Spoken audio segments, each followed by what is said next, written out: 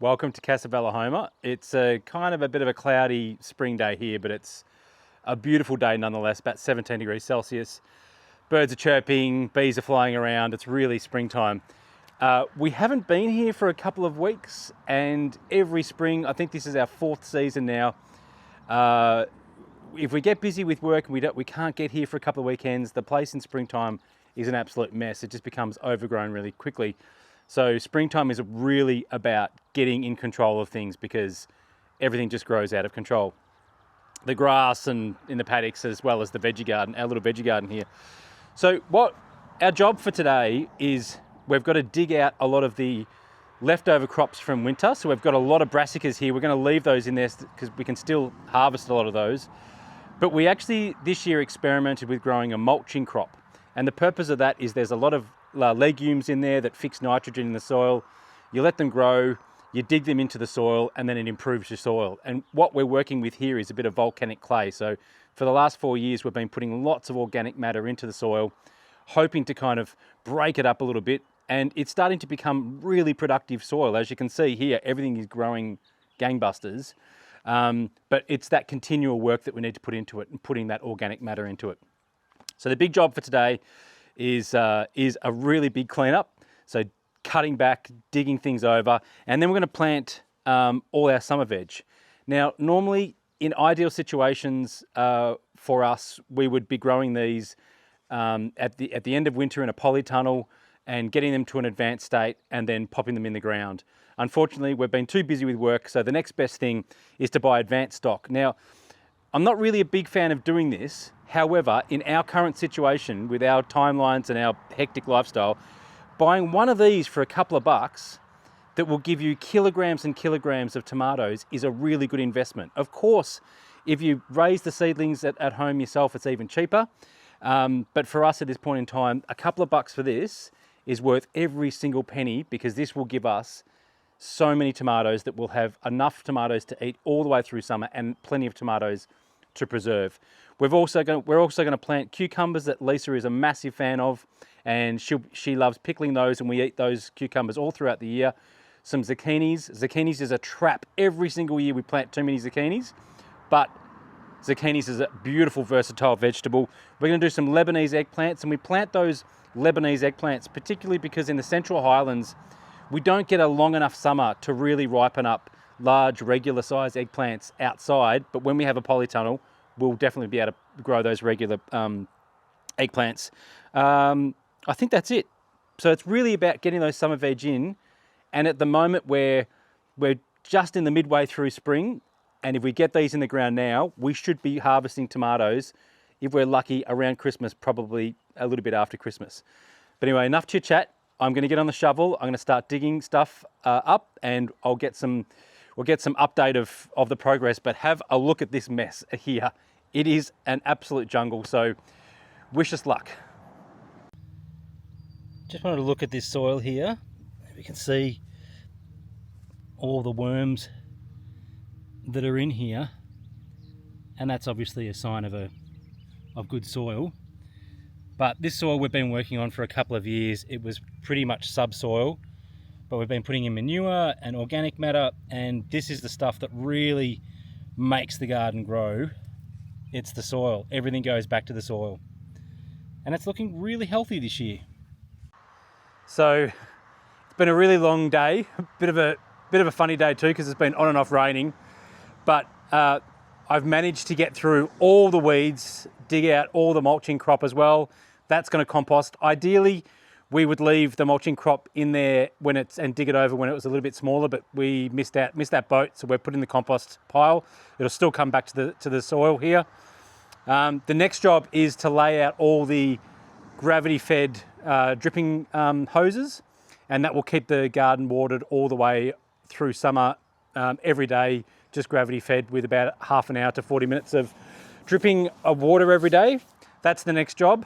Once that's laid, then we can see where the dripper holes are and where the big puddles of water are when we do a hose test, and then we'll plant our summer veg from there, and then we can mulch it and hopefully just knock off and have a beer and then have a hot tub, because we're both knackered. What we use every year is this pretty simple dripping hose. And because we don't have electricity here at the moment, we use it's gravity fed timer. The tank's up the top of the hill and it just uses gravity to force down, comes through the pipes.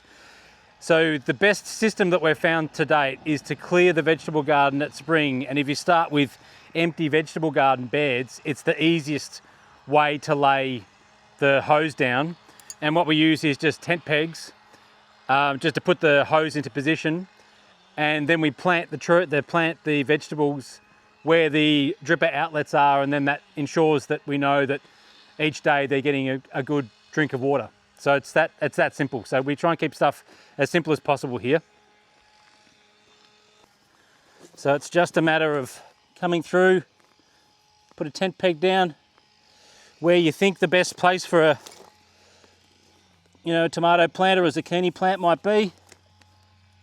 Oh boy. When the ground's super soft too, it's really difficult to keep the pegs in the ground. Getting to the gardening, they said it'd be nice and relaxing and recharging. Yeah, soul soothing, yep. I just feel so relaxed doing this. Especially when the hose cooperates.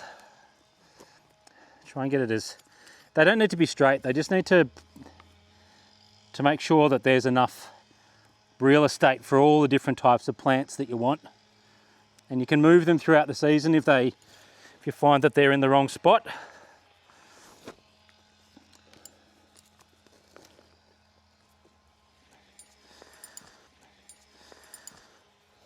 Sometimes when I run out of pegs, I just use old bamboo stakes.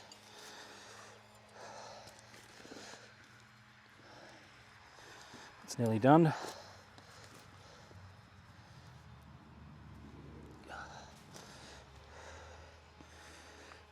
All right, one side almost done.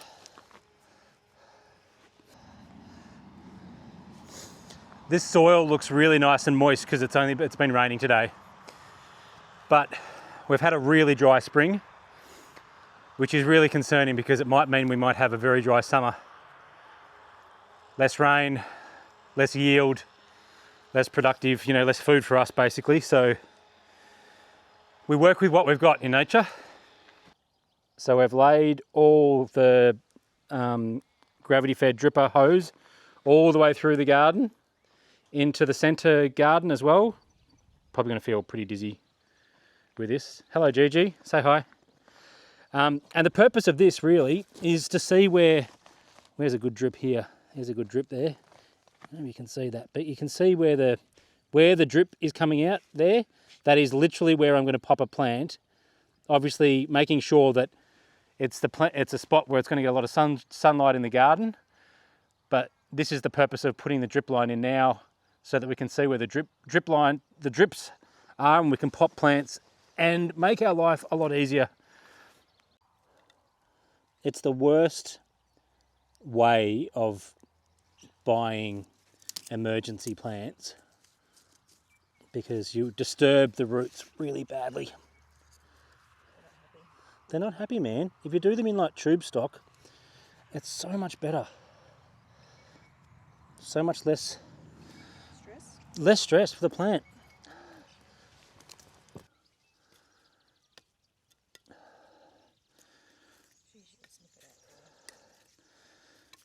I'm going to pop another one in here.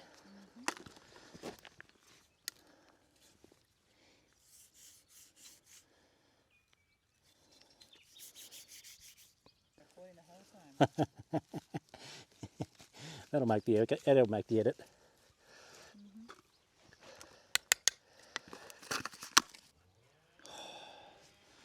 Seriously, be surprised if some of these survive.